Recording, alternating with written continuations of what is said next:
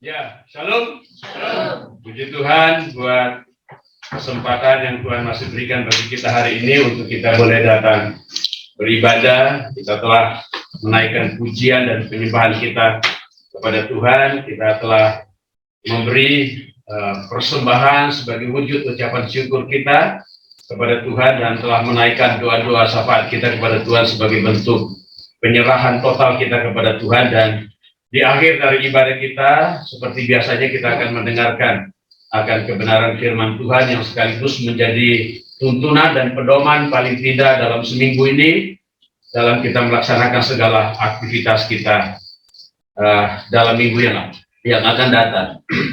Ya, Bapak Ibu Saudara yang dikasihi dan diberkati oleh Tuhan, saya mau kembali lagi ke perenungan yang secara rutin dalam penyelidikan kitab-kitab yang menjadi pembacaan kita secara rutin setiap hari. Dan kalau saudara masih ingat tahun lalu Bapak Ibu Saudara, kita terakhir membahas kitab 1 Raja-Raja, khususnya pasalnya yang ke-11 yang berhubungan dengan Raja Salomo yang terakhir ya. Nah, itulah sebabnya pagi hari ini saya akan melanjutkan masih dalam kitab 1 Raja-Raja, tetapi merenungkannya dalam pasal yang ke-17. Ya, mari kita lihat pasal yang ke-17 dari kitab 1 Raja-Raja. Kita tidak akan baca terlebih dahulu, nanti kita akan baca setelah, sekaligus kita akan melihat beberapa prinsip pengajaran dari perenungan kita pada pagi hari ini dari kitab 1 Raja-Raja pasalnya yang ke-17 ya. Ya, silakan Bapak Ibu Saudara buka dulu dari kitab 1 Raja-Raja pasal 17 ya, ayatnya ayat 1 sampai 24 ya. Karena ayatnya cukup panjang, maka saya tidak akan membaca terlebih dahulu. Nanti waktu kita akan melihat beberapa prinsip kebenaran, kita akan langsung membaca dari ayat-ayat yang akan kita renungkan hari ini. Ya, latar belakangnya, sekali lagi Bapak Ibu Saudara, kita sudah tahu sebelumnya, kita sudah mendengar pengajaran tentang isi daripada kitab 1 Raja-Raja, yang khususnya di masa pemerintahan Raja Salomo. Ya, pasal yang ke-11 itu adalah masa terakhir pemerintahan Raja Salomo. Dan pasal 12 sampai seterusnya, bahkan sampai ke 2 Raja-Raja, Bapak Ibu Saudara yang dikasih oleh Tuhan, menceritakan tentang kisah pemerintahan raja-raja yang memerintah 2 kerajaan. Ya, kerajaan Israel setelah kematian Raja Salomo terpecah menjadi 2 kerajaan, menjadi 2 bagian, yaitu yang pertama kerajaan Israel yang ibu kotanya adalah Samaria, dan yang kedua adalah kerajaan Yehuda yang ibu kotanya Yerusalem. Ya, itu yang terjadi, itu latar belakangnya setelah Raja Salomo mati ataupun meninggal. Dan perpecahan ini Bapak Ibu Saudara yang dikasih oleh Tuhan merupakan ya bagian dari hukuman Allah atas dosa yang dilakukan Raja Salomo pada masa pemerintahannya. Kita sudah belajar itu, dosa apa saja yang pernah dilakukan oleh Salomo, sekalipun dia punya hikmat yang luar biasa, pemerintahannya begitu berjaya pada masanya, tapi dia juga manusia biasa. Dia melakukan hal-hal yang tidak berkenan kepada Tuhan, dan itulah sebabnya oleh karena dia melakukan apa yang tidak berkenan kepada Tuhan, Tuhan menghukum dia. Dan salah satu bentuk penghukumannya adalah kerajaan yang dulu pernah jaya, yang dia pimpin, yang setelah Daud lalu dia memerintah sebagai anaknya, dan setelah dia mati dan meninggalkan pemerintahan kerajaan di Israel, ya, kerajaan Israel pecah menjadi 2 melalui kedua anaknya yang memperebutkan kekuasaan, yaitu Yerobeam dan Rehabeam pada waktu itu. Itu adalah salah satu ya hukuman Tuhan atas ya Raja Salomo. yang telah melakukan apa yang tidak berkenan kepada Tuhan. Nah, itulah sebabnya Bapak Ibu Saudara yang dikasihi oleh Tuhan, setelah terjadi dua kerajaan terpecah menjadi dua kerajaan, para raja yang memerintah di kedua kerajaan itu rata-rata berkelakuan jahat di mata Tuhan. Saudara bisa nanti lihat kembali, baca mulai dari pasal yang ke-12 ya, termasuk sampai kepada akhir daripada satu raja-raja, semua pasal daripada satu raja-raja. Mereka berkelakuan jahat, ya, baik raja yang memerintah di kerajaan Yehuda maupun raja yang memerintah di kerajaan Israel pada waktu itu. Semuanya berkelakuan jahat. Dan salah satu raja yang memerintah kerajaan Israel pada waktu itu, pada zaman Nabi Elia hidup, dalam Kisah satu Raja-Raja pasal 17 ini adalah bernama Raja Ahab, juga berkelakuan jahat. Ya, bapaknya dulu yang pernah menjadi raja, namanya Raja Omri, juga berkelakuan jahat di mata Tuhan pada waktu itu. Itulah sebabnya kalau kita mundur sejenak di dalam pasal 16 ayat yang ke-29, di situ dikatakan, ya, Raja Ahab ini adalah dia memerintah kerajaan Israel pada waktu itu. Di dalam ayat 29 di situ dikatakan Ahab anak Omri, ya, bapaknya dulu yang memerintah juga Omri, menjadi raja. Sorry ya. Ya, harus sering minum ini ya. Nah, inilah kenapa kemarin saya putuskan ya untuk saya khotbah online ya. Saya coba kurangi sedikit suaranya. Kadang-kadang nggak sadar sudah teriak-teriak ya.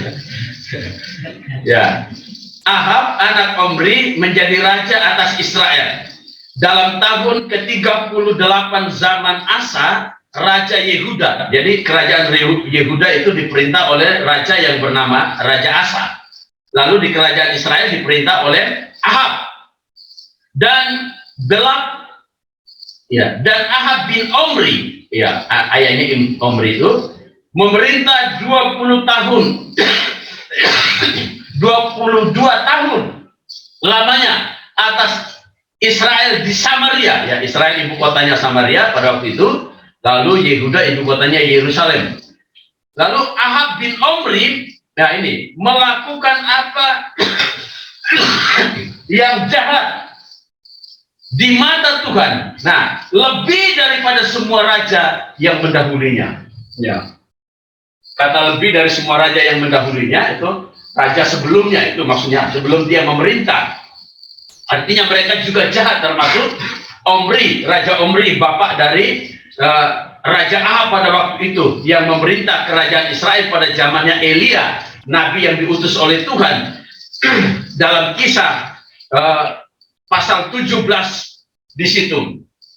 Ya, jadi kerajaan Israel pada saat itu diperintah oleh Raja Ahab pada masa Elia hidup.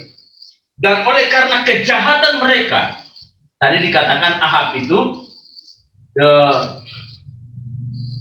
lebih daripada semua orang yang mendahulunya. Ayat 30.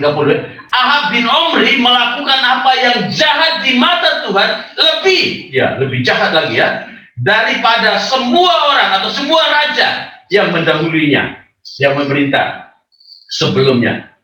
Dan salah satu kejahatannya itu adalah Raja Ahab itu menyembah Baal, ya, menyembah Baal, menyembah berhala pada waktu itu. Dan itulah sebabnya pada zaman pemerintahan Raja Ahab, Tuhan menghukum kerajaan Israel. Hukumannya adalah Israel, ya, dilanda bencana kelaparan. Terjadi bencana kelaparan selama kurang lebih 3,5 tahun, 3 tahun 6 bulan, tidak ada hujan, tidak turun hujan. Dan itulah sebabnya Tuhan memerintahkan Nabi Elia untuk memperingatkan Raja Ahab pada waktu itu. Kalau saudara baca dalam pasal 17 ayat yang pertama, di situ dikatakan, lalu berkatalah Elia orang Tisbe dari Tisbe Gilead kepada Ahab, Raja Ahab, demi Tuhan yang hidup, Allah Israel, yang kulayani, sesungguhnya tidak akan ada embun atau hujan pada tahun-tahun ini, kecuali kalau kukatakan. Tuhan berbicara kepada Nabi Elia untuk menyampaikan pesan ini kepada Raja Ahab, bahwa Tuhan akan menghukum Israel. Ya, akan terjadi paceklik, akan terjadi kelaparan yang luar biasa, yang ditandai dengan tidak akan turun hujan selama 3,5 tahun lamanya. Tapi apa yang terjadi ketika Nabi Elia berbicara kepada Raja Ahab seperti itu? Justru Raja Ahab marah, saudara, yang dikasih oleh Tuhan, dan ingin membunuh Nabi Elia pada waktu itu.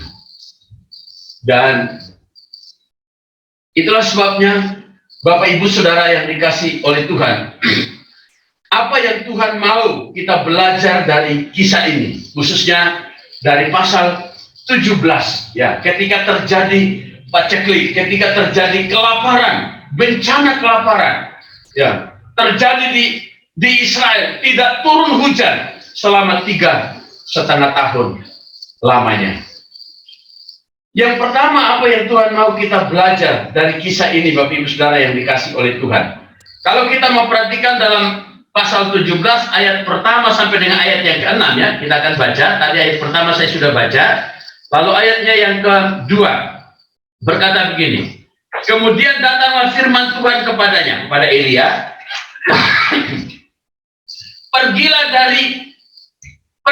dari sini, berjalanlah ke timur, dan bersembunyilah di tepi sungai Kerit, ya, di sebelah timur sungai Yordan. Engkau dapat minum dari sungai itu, dan burung-burung gagak telah kuperintahkan untuk memberi makan engkau di sana. Lalu ia pergi, dan ia melakukan seperti firman Tuhan. Ia pergi dan diam di tepi sungai Kerit, di sebelah timur sungai Yordan. Pada waktu pagi dan petang, burung-burung gagak membawa roti dan daging kepadanya, dan ia minum dari sungai itu. Kenapa Tuhan memerintahkan Nabi Elia untuk pergi dari sini, pergi dari kerajaan, ya, yang diperintah oleh Raja Ahab pada waktu itu, suruh berjalan ke timur dan bersembunyi, ya, disuruh bersembunyilah, ya, dan bersembunyilah di tepi sungai Kerit di sebelah timur sungai Yordan. Tidak lain tidak bukan karena Ahab mau membunuh Nabi Elia pada waktu itu. Oleh karena firman Tuhan yang dia sampaikan, dia peringatkan pada Raja Ahab. Raja Ahab menjadi tersinggung, dan pada akhirnya kalau saudara baca seterusnya, dia mengumpulkan, ya, nabi-nabi palsu, nabi-nabi Baal untuk melawan Nabi Elia, Nabi Tuhan pada waktu itu. Tapi poinnya bukan di situ, Bapak Ibu Saudara yang dikasih oleh Tuhan. Poinnya itu ada di ayatnya yang kelima. Lalu ia pergi dan melakukan seperti firman Tuhan. Ya, Elia maksudnya, ia pergi dan diam di tepi sungai Kerit, di sebelah timur sungai Yordan. Lalu ayat 6, pada waktu pagi dan petang, burung-burung gagak membawa roti dan daging kepadanya, dan ia minum dari sungai itu. Saudara, ya, bersyukur, ya, masih ada sungai yang ada airnya, yaitu sungai Kerit pada waktu itu. Tapi setelah itu nanti kalau saudara baca mulai ayat yang ke-7 itu, nanti pada akhirnya sungai Kerit juga menjadi kering. Ya, kering kerontang, sama sekali tidak ada air oleh karena bencana kelaparan. Tidak turun hujan selama 3,5 tahun yang Tuhan izinkan sebagai bentuk penghukuman atas apa yang dilakukan oleh Raja Ahab terhadap kerajaan Israel pada waktu itu. Nah, ada satu prinsip yang perlu kita belajar dari kisah ini, khususnya dalam pasal 17 ayat yang pertama sampai dengan ayat yang ke-6, adalah bahwa apa saja yang Tuhan mau kita belajar dari kisah ini. Yang pertama, kalau kita hidup taat dan setia, ya ini, kalau kita hidup taat dan setia, maka Tuhan bisa pakai cara apa saja untuk memenuhi kebutuhan hidup kita. Ini poinnya yang Tuhan mau mengajarkan kepada kita yang membaca kisah ini saat ini. Yang juga tentunya mau mengajarkan kepada orang-orang Israel pada waktu itu, yang masih ada di kerajaan Israel, yang masih setia kepada Tuhan, yang masih menyembah Tuhan, yang tidak mengikuti penyembahan berhala yang dilakukan oleh Raja Ahab. Ya, Elia contohnya, ketika dia taat, ketika dia setia kepada Tuhan, Tuhan bisa pakai burung gagak, Tuhan bisa pakai cara apa saja untuk memenuhi kebutuhan hidup dari hambanya, dari umatnya, yaitu Nabi Elia pada waktu itu. Burung gagak bisa dipakai oleh Tuhan untuk memberi makan Elia.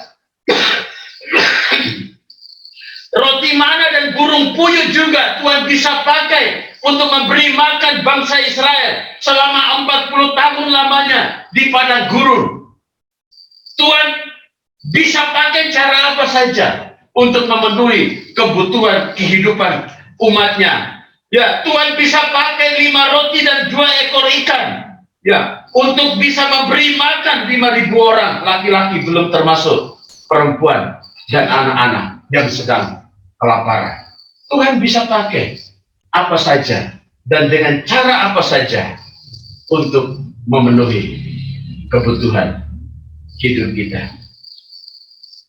Dan yang tidak kalah pentingnya juga dalam penerapan, Tuhan bisa pakai pandemi virus corona untuk memenuhi segala kebutuhan hidup kita, sekalipun sulit dan sukar. Itu poinnya, saudara. Pandemi virus corona sekalipun Tuhan bisa pakai untuk dapat memenuhi segala kebutuhan kita sekalipun sulit.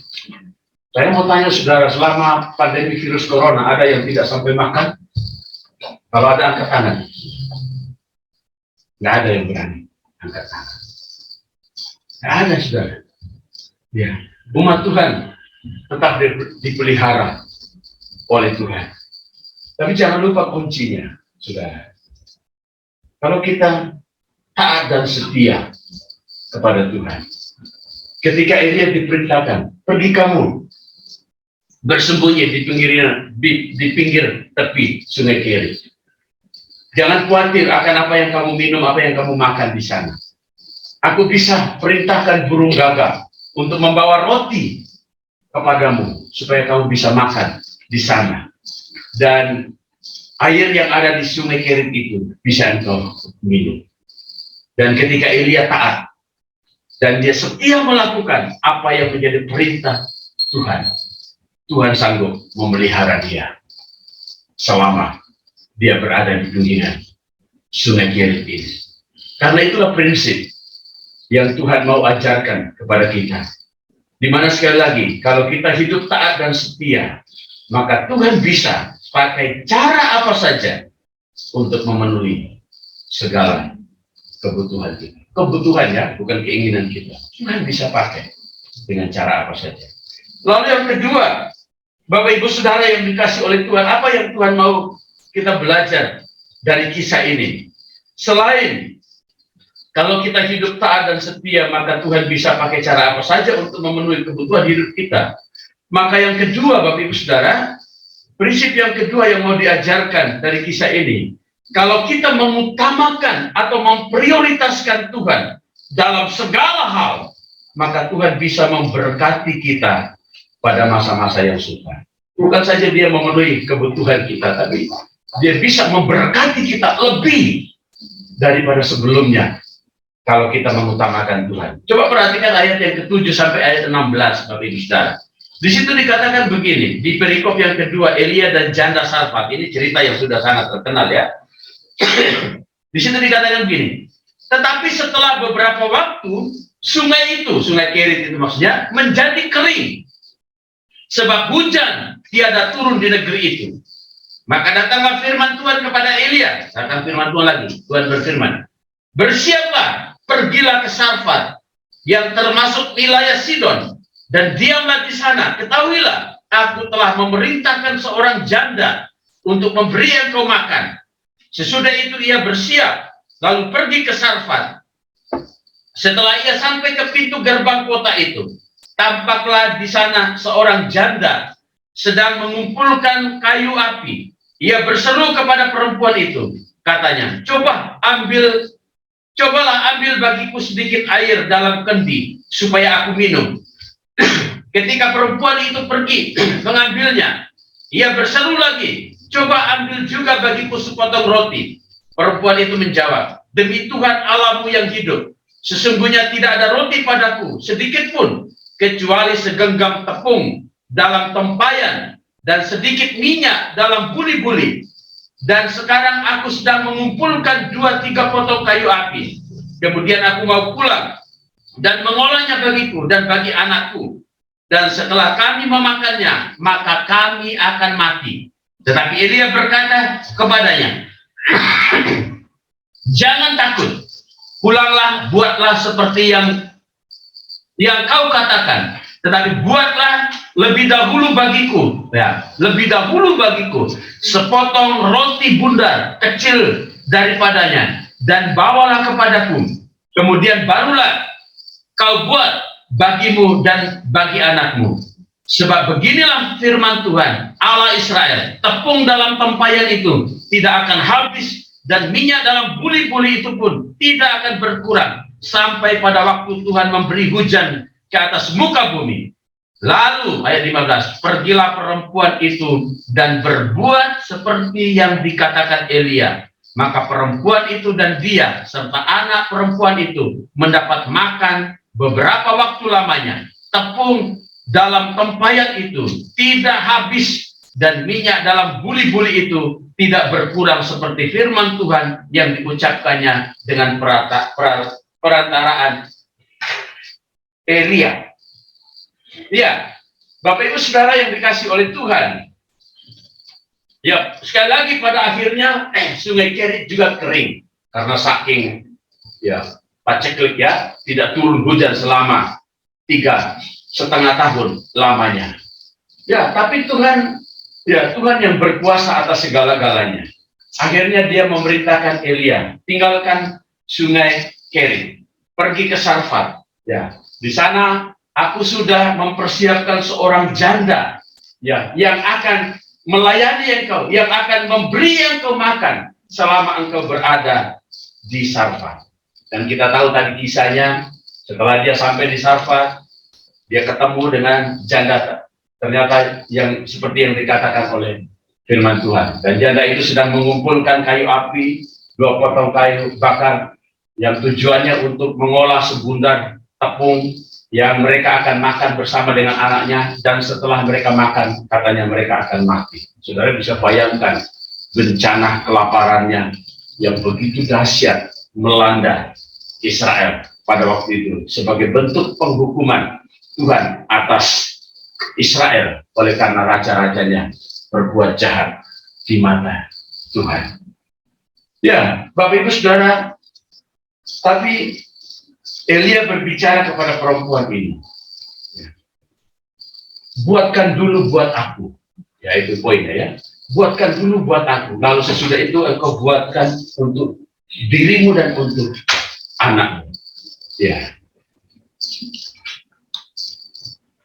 Dan apa yang dilakukan oleh perempuan ini? Ayat 15 tadi. Perempuan ini berbuat seperti yang dikatakan Elia. Maka perempuan itu dan dia serta anaknya mendapat makan beberapa waktu lamanya. Tepung yang segenggam itu, yang ada dalam buli-buli itu.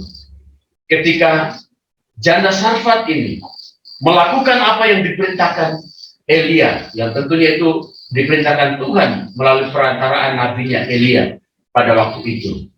Ya, Tuhan mampu bukan saja memelihara Elia juga melalui janda Sarfat itu, tapi juga memelihara janda Sarfat itu bersama dengan anaknya selama masa kelaparan. Gitu. Tapi apa yang menjadi poinnya di sini, Bapak Ibu Saudara? Poin utamanya adalah, ya, kalau kita mengutamakan, sekali lagi, kalau kita mengutamakan atau memprioritaskan Tuhan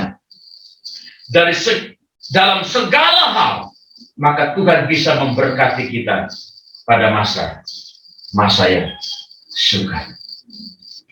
Ya. Kalau kita mengutamakan Tuhan dalam segala hal, percayalah tidak akan berkekurangan. Kita tidak akan berkekurangan. Bahkan lebih daripada itu, Tuhan akan memberkati saudara dan saya dengan berkat yang melimpah. Ayat yang ke-16 tadi, ayat yang terakhir. Tepung dalam tempayan itu tidak habis, dan minyak dalam buli-buli itu tidak berkurang. Ya, seperti firman Tuhan yang diucapkannya dengan perantaraan Elia. Tuhan yang berfirman melalui Elia, saudara yang dikasih oleh Tuhan. Tuhan mau, selain dia mau menguji Elia, tetapi juga mau menguji janda Sarfat ini. Apakah dia tetap percaya kepada Tuhan dalam situasi yang sulit seperti itu. Dan ketika dia taat melakukan apa yang diperintahkan Tuhan, mengutamakan Tuhan, ya, dalam segala hal, maka Tuhan sanggup memberkati dia, memenuhi segala kebutuhannya, dan juga bukan saja memenuhi segala kebutuhannya, dan memberkati dia dengan berlimpah-limpah berkat secara jasmani, sekalipun pada masa-masa yang sukar.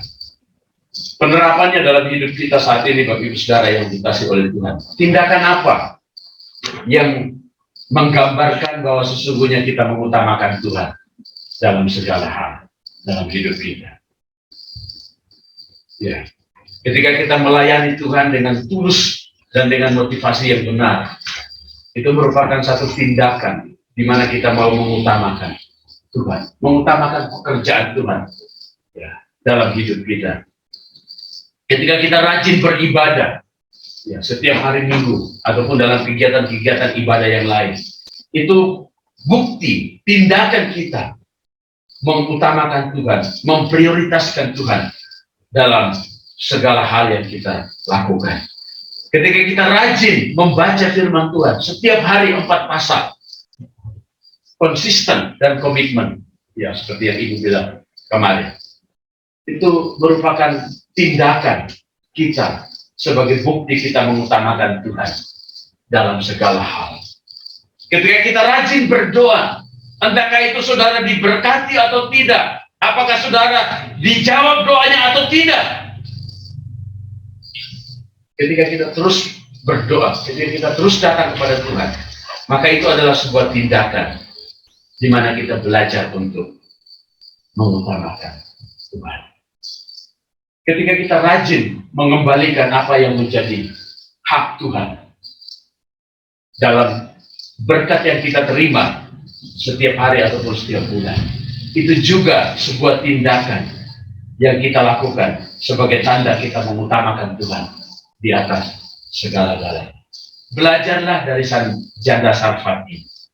Ketika dia mengutamakan Tuhan, Tuhan sanggup memberkati dia berlimpah-limpah. Itu prinsip yang Tuhan mau ajarkan dan kita mau belajar hari ini dari kisah ini. Lalu yang terakhir, saudara yang dikasih oleh Tuhan, apalagi yang kita mau belajar dari kisah ini? Yang ketiga, kalau kita memperhatikan dalam ayat 17 sampai dengan ayat yang ke-24, ya, ayat 17 dan 24, di situ ada satu prinsip lagi, yaitu kalau kita percaya sepenuhnya kepada Tuhan, maka masalah apapun yang kita hadapi, tidak ada yang sukar bagi Tuhan. Itu yang ketiga.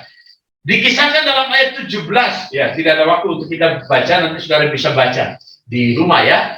Ya, dikisahkan dalam ayat 17, pada akhirnya anak daripada janda Sarfat itu meninggal. Dan meninggalnya bukan karena kelaparan. Tadi janda Sarfat bilang, saya akan mengolah segenggam tepung ini, dan setelah kami makan, kami akan mati. Tetapi Tuhan sanggup memberkati mereka sehingga mereka tidak sampai mati kelaparan melalui hambanya Elia yang diutus Tuhan pada waktu itu. Namun ayat 17, sesudah itu anak dari perempuan pemilik rumah itu ya, jatuh sakit. Dan sakitnya itu sangat keras sampai tidak ada napasnya lagi, atau alias meninggal ya. Jadi dia meninggal. Anak dari janda Sarfat ini meninggal bukan oleh karena kelaparan, bukan karena tidak ada makan, tetapi oleh karena sakit penyakit. Oleh karena sakit penyakit. Nah, ini berbeda dengan masalah yang dihadapi oleh Maria dan Marta, kalau saudara ingat kemarin ya, tentang Lazarus yang dibangkit dari antara orang mati.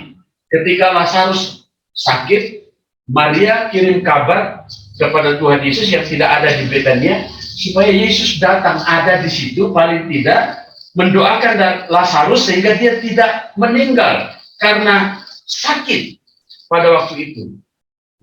Lazarus, itulah sebabnya Lazarus meninggal pada waktu itu gara-gara Tuhan Yesus tidak ada saat dia sakit. Tapi di sini kebalikan, anak janda Sarfat ini meninggal justru gara-gara karena Elia sebagai nabi Tuhan ada di situ. Apakah Elia tidak bisa berdoa? Bisa berdoa. Dia bisa berdoa untuk supaya anak yang sakit itu bisa sembuh pada waktu itu. Jangankan berdoa seperti itu, dia bisa berdoa untuk minta hujan turun, dan hujan pun turun pada waktu itu. Saudara yang dikasih oleh Tuhan. Itulah sebabnya ayat 17, ayat 18 di situ dikatakan, kata perempuan itu kepada Elia, apakah maksudmu datang kemari? Nah ini kan, ya abdi Allah, sehingga ya singgahkah engkau kepadaku untuk mengingatkan kesalahanku dan untuk menyebabkan anakku mati. Ya, jadi dia berpikir gara-gara Elia ada di situ sehingga anaknya meninggal, itu maksudnya di situ. Jadi berbeda dengan kasusnya Maria dan Marta dan Lazarus ya. Lazarusnya meninggal gara-gara Yesus sudah ada di situ ya, karena tidak mendoakan itu ya, sehingga akhirnya Lazarus meninggal. Ya, saudara, apa yang kita mau belajar dari sini? Ya, saudara, masalah terbesar yang dihadapi oleh manusia yang belum pernah ada jalan keluarnya adalah masalah kematian. Kalau orang sudah meninggal, sudah mati, itu adalah masalah yang tidak pernah akan ada jalan keluarnya yang dihadapi oleh manusia. Mungkin kalau masalah kelaparan dan sebagainya, manusia masih berusaha dengan caranya untuk bisa mengatasi itu semua. Tapi kalau sudah masalah kematian, saudara, itu adalah masalah yang terbesar dalam kehidupan umat manusia sepanjang masa, yang belum pernah ada jalan keluarnya sampai saat ini. Ya, tapi Tuhan mau mengajarkan kita, ya, jangankan soal makan, ya, jangankan soal minum, jangankan soal makan minum, masalah kematian pun Tuhan bisa selesaikan. Itu kuncinya, saudara, yang dikasih oleh Tuhan. Kalau kita percaya sepenuhnya kepada Tuhan, maka masalah apapun yang kita hadapi, tidak ada yang sukar bagi Tuhan, tidak ada yang mustahil bagi Tuhan. Itulah sebabnya, Bapak Ibu Saudara yang dikasih oleh Tuhan, ketika Elia berdoa, meminta kepada Tuhan untuk anak ini dihidupkan kembali, untuk anak ini dikembalikan nyawanya, dan Tuhan mengabulkan doa daripada Elia pada waktu itu. Sudah mati, sudah meninggal. Ya, ayat 21 itu dikatakan, lalu ia menggujurkan badannya di atas anak itu 3 kali dan berseru kepada Tuhan. Nah ini dia berdoa kepada Tuhan, katanya, ya Tuhan Allahku, pulangkanlah kiranya nyawa anak ini ke dalam tubuhnya. Ayat 22, Tuhan mendengar permintaan Elia itu, dan nyawa anak itu pulang ke dalam tubuhnya sehingga ia hidup kembali. Hidup lagi, saudara yang dikasih oleh Tuhan. Tadinya sudah meninggal. Tapi Prinsip pengajarannya adalah tidak lain tidak bukan sekali lagi, saudara, bagi kita saat ini. Kalau kita percaya sepenuhnya, ya, seperti Elia, dia percaya Tuhan yang memegang hidup seseorang. Dan itulah sebabnya Tuhan lakukan apa saja, termasuk ketika orang itu sudah meninggal, Tuhan bisa hidupkan kembali. Karena dia yang berkuasa di alam semesta ini. Itulah sebabnya kalau kita percaya sepenuhnya kepada Tuhan dalam hidup ini, ya, maka masalah apapun yang kita hadapi, tidak ada yang suka bagi Tuhan. Masalah makan minum itu adalah masalah yang kecil di hadapan Tuhan. Saudara, Tuhan bisa buat kalau Tuhan mau, kalau Tuhan kehendaki dalam hidup kita. Kenapa? Karena Tuhan mau melihat iman dan percaya kita. Apakah kita bergantung penuh kepadanya, atau kita bergantung kepada hal-hal yang lain selain daripada Tuhan. Ya, biarlah ketiga prinsip kebenaran ini menolong kita untuk kita terus percaya kepada Tuhan. Untuk kita terus, ya, tidak ragu sedikit pun dalam hidup ini, ya, bahwa kalau kita hidup taat dan setia, Tuhan bisa pakai cara apa saja untuk memberkati, untuk memenuhi segala kebutuhan saudara dan saya di masa-masa yang sukar ini. Yang kedua, kalau kita mengutamakan Tuhan, prioritaskan Tuhan dalam segala hal, maka percayalah Tuhan bisa memberkati kita pada masa-masa yang sukar. Dan yang ketiga, kalau kita percaya penuh kepada Tuhan, maka masalah apapun yang kita hadapi, tidak ada yang sukar bagi Tuhan, tidak ada yang mustahil bagi Tuhan. Amin. Tuhan Yesus memberkati saudara dan saya. Mari kita berdiri, kita akan mengakhiri seluruh rangkaian ibadah kita hari ini. Mari kita berdoa. Bapa kami dalam kerajaan surga, hamba-Mu telah berhenti untuk berbicara, menyampaikan prinsip-prinsip kebenaran ini bagi kami, yang menolong kami untuk kami tidak khawatir, untuk kami tidak takut, untuk kami tidak ragu, dan terus percaya sepenuhnya kepada Tuhan, yang akan memelihara kehidupan kami di masa-masa yang sulit dan sukar ini, ya Tuhan. Seperti Tuhan memelihara Nabi Elia, seperti Tuhan memelihara janda Sarfat dan anaknya, Tuhan juga sanggup memelihara kami saat ini. Asalkan kami setia, asalkan kami memprioritaskan Tuhan, dan asalkan kami percaya penuh kepada Tuhan dalam segala hal. Hamba-Mu telah berhenti untuk berbicara, tapi biarlah Roh Kudus-Mu akan terus berbicara dalam hati dan pikiran kami untuk memeteraikan prinsip-prinsip kebenaran ini. Terima kasih untuk segala berkat-Mu, dan biarlah sebentar kami pulang, ya Tuhan, membawa berkat-berkat itu, menghidupinya dan menjadikannya berkat bagi orang lain. Itulah sebabnya Bapak Ibu Saudara yang dikasihi dan diberkati oleh Tuhan, terus arahkanlah hatimu kepada Tuhan. Berharaplah kepada dia menjadi sumber segala berkat. Sekarang pulanglah, angkatlah kedua tanganmu dan terimalah berkat dari Tuhan. Pertolongan kita ialah dari Tuhan yang menjadikan langit dan bumi. Ia tak akan membiarkan kakimu goyah. Tuhanlah penjagamu, Tuhanlah naunganmu. Tuhan akan menjaga engkau terhadap kecelakaan. Ia akan menjaga nyawamu. Tuhan akan menjaga keluar masukmu. Semua berkat ini kita terima dalam nama Bapa, Anak, dan Roh Kudus yang menyertai saudara-saudara sekalian hari ini sampai selama-lamanya. Amin.